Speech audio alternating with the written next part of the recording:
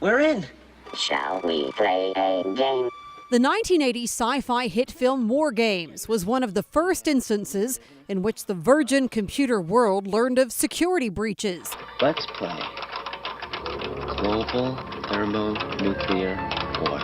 It was the story of a geeky teenager who hacked into a U.S. Department of Defense server and almost blew up the whole world. Since then, we have become more sophisticated, and internet security is as volatile as ever. Last spring, the largest security breach in state history rocked the Texas Comptroller's office after the personal information of 3.5 million state employees was left on a publicly accessible server.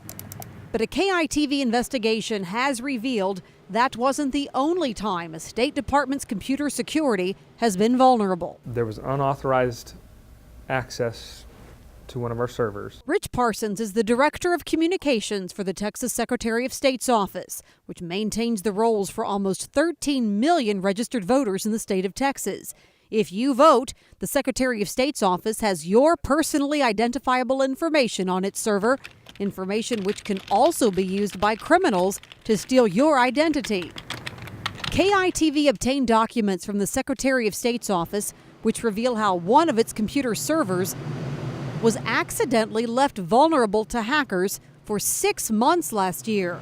A longtime IT employee with the department was fired over it. When we discover that these policies and procedures are not followed, we're going to take quick and decisive action. This data was sitting out there naked. Doug Drinka is a technology expert who works in internet security.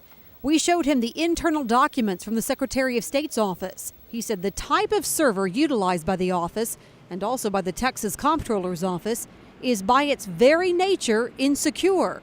It's called an FTP server, which stands for File Transfer Protocol, the standard for data storage since the inception of the internet. Anytime that really FTP is still being used, I have great questions about the security of information. To prove it, Drinka performed a basic Google search to show us how easy it is to find vulnerable state government servers. Anything that's using the FTP protocol, anything at state.tx.us. Drinka found public FTP servers with numerous state agencies, even a few that published usernames and passwords to allow the public to upload documents. Problem is, most of the protected data is also on the same server. The only thing that's stopping people from logging into that server and causing problems or releasing sensitive data is the fact that there's a firewall in place, and so it would require a little bit, just a tiny bit more effort to actually get access to that data. The Secretary of State's office says its system gets 100,000 hits a day by hackers. Even though its FTP server was vulnerable last year for 6 months, it insists nothing got out. No access, no acquisition of sensitive information was made by any unauthorized user. We know that for a fact. The Comptroller's office also blamed human error for its security lapse. An inherent problem, says Drinka, with FTP servers. Anytime you're counting on people to do the right thing, in the end, people are going to mess up. Stuff's going to get out. The only winning move is not to play. The type of server used almost 3 decades ago in War Games, after all, was also FTP. How about a nice game of chess?